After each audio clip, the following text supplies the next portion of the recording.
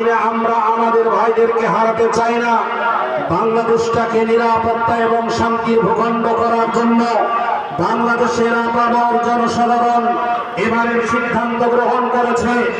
আগামী দিনে দাঁড়িপাল্লা মার্কাকে জয়যুক্ত করে ইসলামী আইন বাস্তবায়ন করে বাংলাদেশের মানুষের মুক্তির পথ সুগম করবে ইনশাআল্লাহ।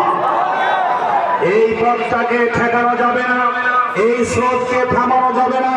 কারণ আমরা কারো বাবার দিকে দেখি না, আমরা কারো দাদার দিকে দেখি না, আমরা কারো স্বামীর দিকে দেখি না, আমরা ভারতের দিকে দেখি না, আমরা লন্ডনের দিকে দেখি না, আমরা ইংল্যান্ডের